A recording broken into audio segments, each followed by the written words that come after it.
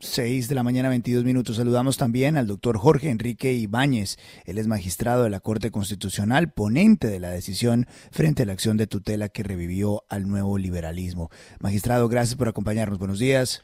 Muy buenos días, don Luis Carlos, muy buenos días a todo su equipo, a Darcy, a todos los que están con usted en la mesa de trabajo, Fernando, William, Azuri, Santiago, Juan. Muchas gracias. Gracias, magistrado.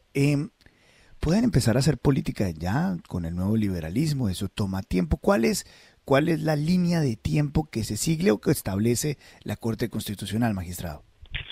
En primer lugar, a partir de esta decisión, se ordena al Consejo Nacional Electoral, una vez revocadas las decisiones negativas para otorgar la personalidad jurídica en atención a las solicitudes que habían elevado los peticionarios. Revocadas esas decisiones, le corresponde ahora al Consejo Nacional Electoral otorgar esa personalidad jurídica al Partido Nuevo Liberalismo. Como lo sabe la opinión, el partido había obtenido, de acuerdo con la normatividad vigente en 1986, dicha personería. Luego se tramitó su cancelación después de unos acuerdos para incorporarse al Partido Liberal en 1988. Lastimosamente no pudo después continuar en la actividad política su dirigencia por todos los hechos que sucedieron, razón por la cual la Corte ha amparado el derecho fundamental a crear y mantener vigentes los partidos políticos en los términos que la Constitución establece en las reglas sobre el Estado social y democrático de derecho. Y en ese sentido, pues entonces lo que ocurre es que el Consejo Nacional Electoral, dentro de los 10 días siguientes a cuando se le notifique de la decisión, tendrá que conferir, otorgar de nuevo esa personalidad jurídica. En segundo lugar, hay unas reglas que han sido adoptadas desde 1994 de conformidad con las reglas que la Constitución establece para el funcionamiento de los partidos políticos. Por lo tanto, también deberá el nuevo liberalismo, como partido político, adecuarse al cumplimiento riguroso de todas esas reglas, tanto de la Constitución como de la ley estatutaria, en este caso la ley 130 de 1994, sobre logo, nombre, estatutos, etcétera, del partido.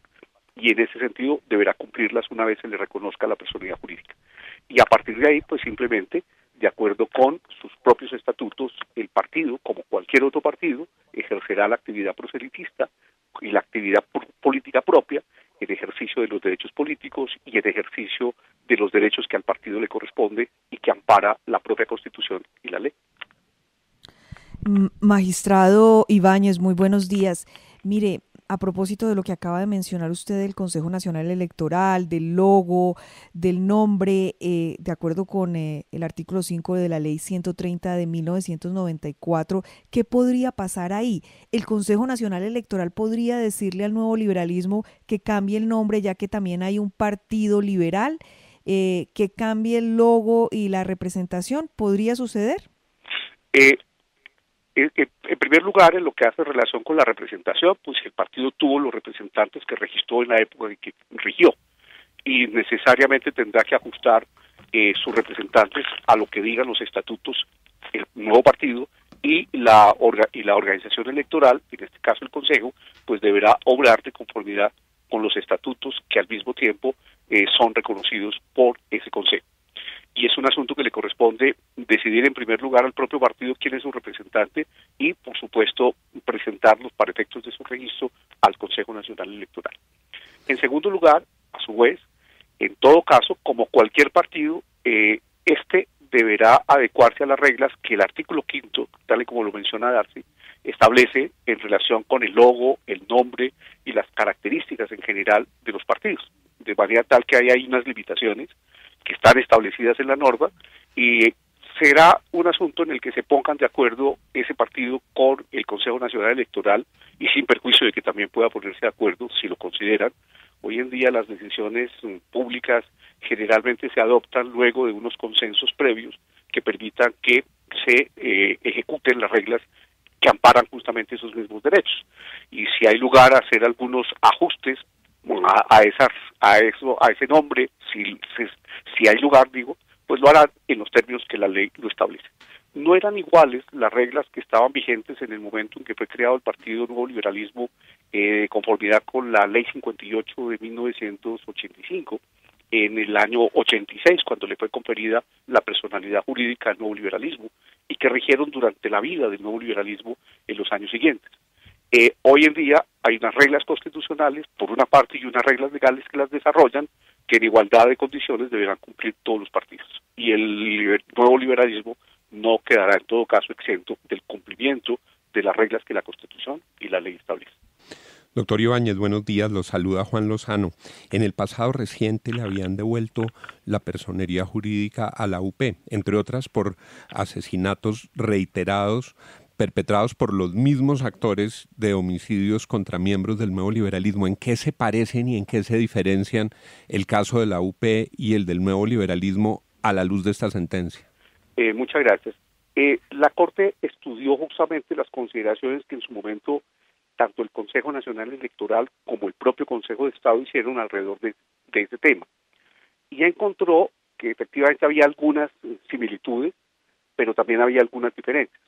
Una similitud pues es una actuación sistemática encaminada a acabar en uno y otro caso con la militancia y la dirigencia de uno y otro partido.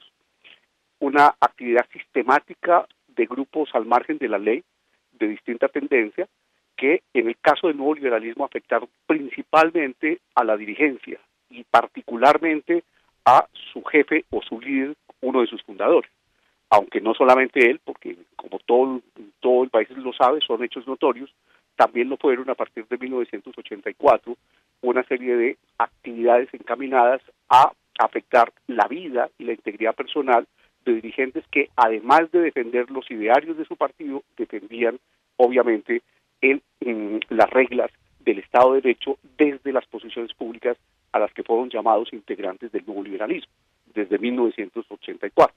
Pongo el caso del ministro en ese momento, Rodrigo Lara, que no solamente defendió un ideario político, sino defendió una tesis del Estado en contra de la lucha, del crimen organizado. Y en ese sentido hay una actividad sistemática, que no solamente se afectó la vida y la integridad personal de un ministro, varios ministros, y a su turno varios senadores, varios diputados, concejales, alcaldes, y por supuesto a su cabeza máxima, que fue el entonces senador Luis Carlos Galán. Cuantitativamente el número es menor, pero significativamente la dirigencia política igualmente fue afectada en su época con una actuación sistemática encaminada a atentar contra la vida y la integridad personal de la dirigencia de uno y otro partido. Pero el partido de la UP, que también obtuvo su personalidad jurídica en 1986, 85-86, resultado de los acuerdos del proceso de paz que se inició en 1984 durante el gobierno del presidente Belisario Betancur, y que obtuvo una representación política en el Congreso, en las asambleas y los consejos, y más adelante inclusive en las alcaldías a partir de la elección popular de alcaldes en 1988, pudo continuar hasta 1990 e inclusive eligió también candidatos a la Asamblea Nacional Constituyente, pero después no pudo continuar por esa actividad sistemática en contra suya que le impidieron concurrir a las urnas, y por supuesto esos hechos de violencia con esa situación pues le generó que no pudiera cumplir con las reglas electorales, entre ellas las de obtener el umbral, por una parte. En el caso del nuevo liberalismo, también es cierto que a pesar de esa situación sistemática de violencia contra su dirigencia, el senador Luis Carlos Galán, debidamente autorizado por la Convención Liberal del Nuevo Liberalismo, del Partido Nuevo Liberalismo, en 1988, en diciembre, y en el proceso de unificación del Partido Nuevo Liberalismo con el oficialismo liberal, con el Partido Liberal, pues simplemente obtuvo la cancelación de la personería jurídica para poder incorporarse, como lo hizo a partir de diciembre de 1988, en el Partido Liberal.